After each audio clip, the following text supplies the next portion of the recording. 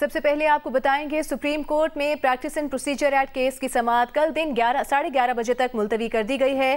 درخواست گزاروں کے وکلاء کے بعد نون لیگ کے وکیل بیرسٹر صلاح الدین اور کاف لیگ کے وکیل زاہد فخر ابراہیم نے بھی اپنے دلائل مکمل کر لیے۔ اس سے پہلے practice and procedure act challenge کرنے والوں کے وکلاء نے بھی دلائل مکمل کیے تھے۔ سماعت ملتوی کرنے سے پہلے چیف جسٹس نے سوال کیا کہ کیا پیپلز پارٹی کی جانب سے کوئی پیش نہیں ہو رہا؟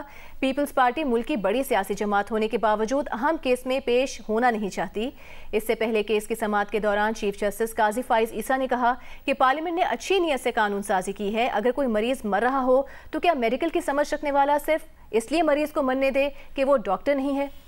چیف جسٹس نے کہا کہ پارلیمنٹ کو کہتے ہیں کہ نمبر گیم پوری ہونی چاہیے، لیکن ایک شخص آتا ہے اور پارلیمنٹ کو ربر اسٹیمپ بنا دیتا ہے۔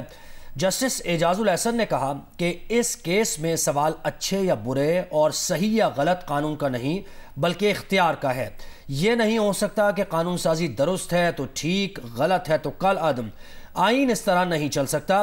صرف یہ بتائیں کہ پارلیمنٹ کے پاس سپریم کورٹ کے رولز بنانے کا اختیار ہے یا نہیں۔ جسٹس اطہر من اللہ نے یہ سوال کیا کہ اگر سپریم کورٹ انصاف تک رسائی کے حق کی خلاف ورزی کر رہی ہو تو کیا پارلیمنٹ مداخلت نہیں کر سکتی؟ سپریم کورٹ بار کے وکیل عابد زبیری نے اپنے دلائل میں کہا کہ سپریم کورٹ کے رولز کو قانون سازی سے نہیں بدلا جا سکتا۔ سپریم کورٹ اپنے رولز خود بنا لے تو کوئی اعتراض نہیں کر سکتا۔